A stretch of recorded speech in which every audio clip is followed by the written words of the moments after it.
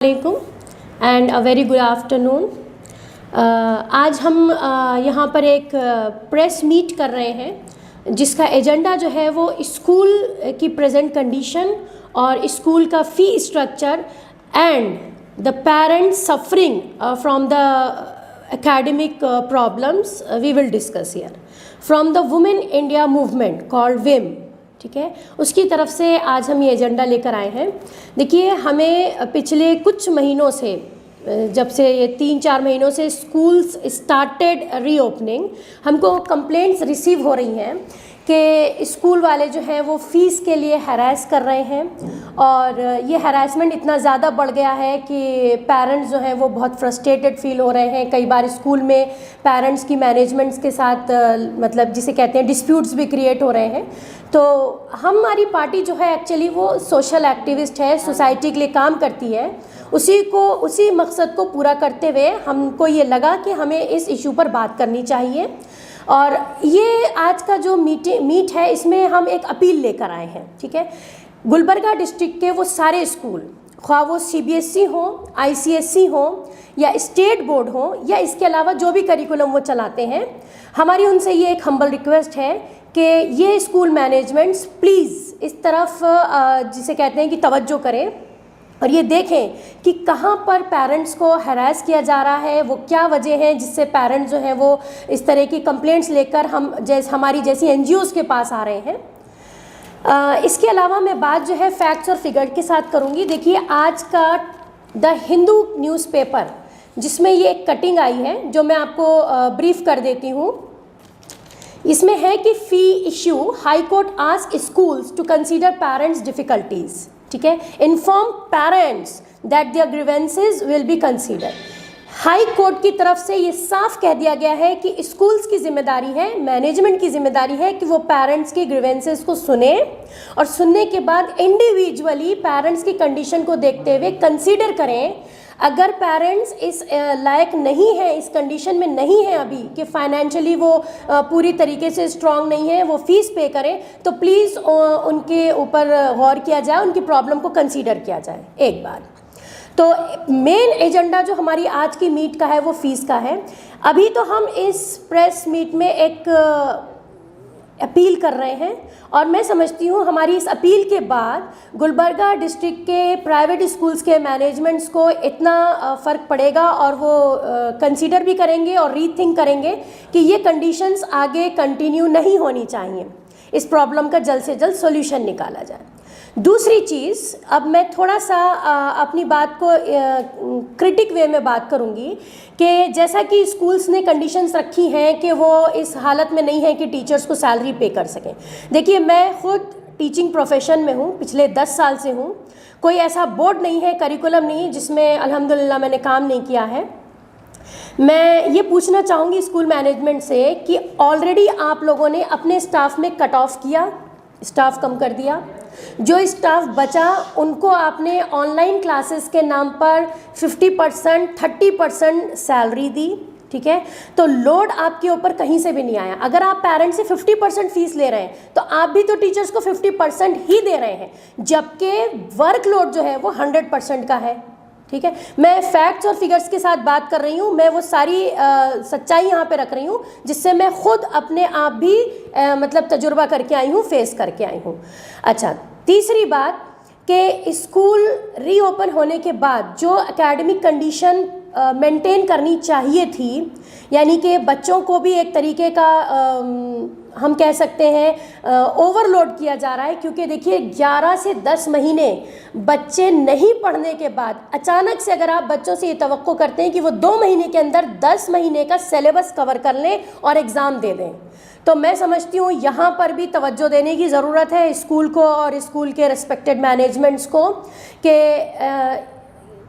अगर हम बात करें चाइल्ड साइकोलॉजी की अगर हम बात करें तो ये तो मुझसे ज़्यादा बेहतर स्कूल चलाने वाले जानते होंगे कि बच्चों की इन साइकोलॉजिकल प्रॉब्लम्स के साथ कैसे कूप अप करना चाहिए।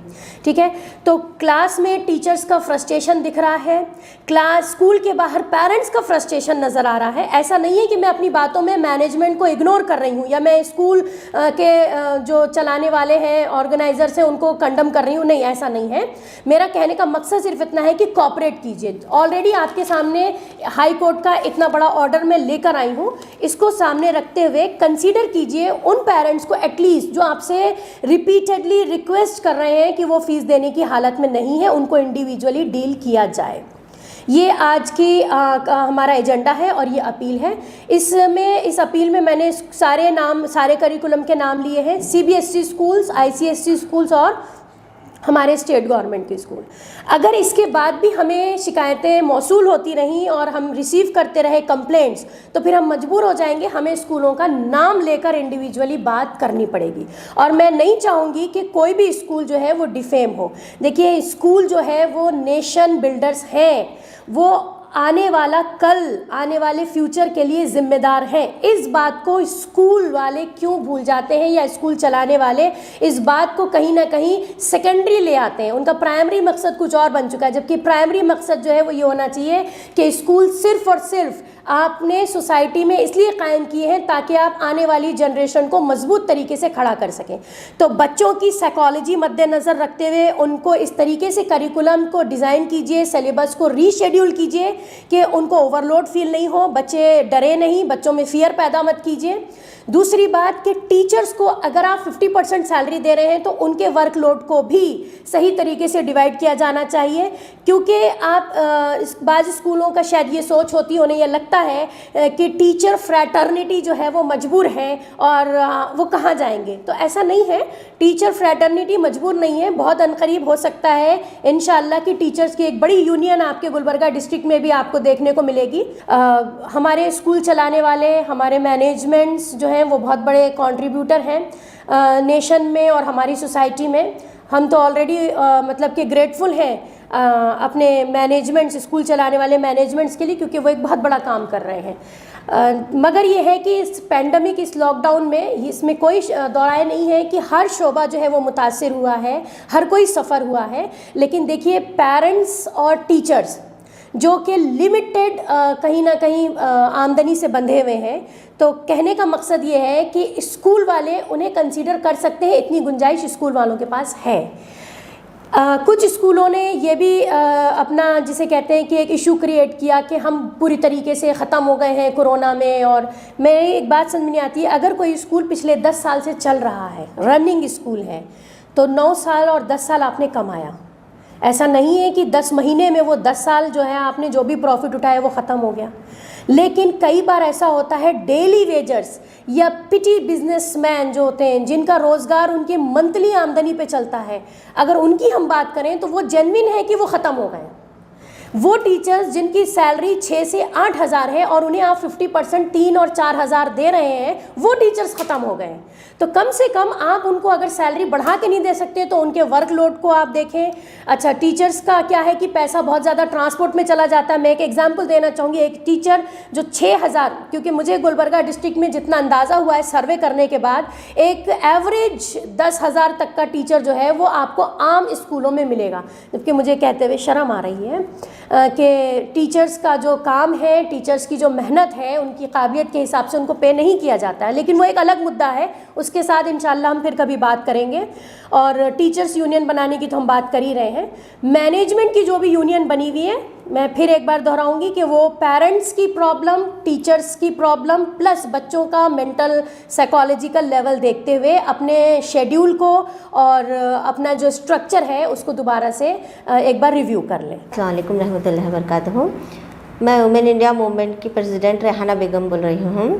आज हमारा यहाँ प्रेस मीट है, जो हम एक मुद्दा लेकर यहाँ पर आए हैं। जो स्कूल फीस के कंप्लेंट्स हमारे पास आने की वजह से हम लोग ये प्रेस मीट कर रहे हैं।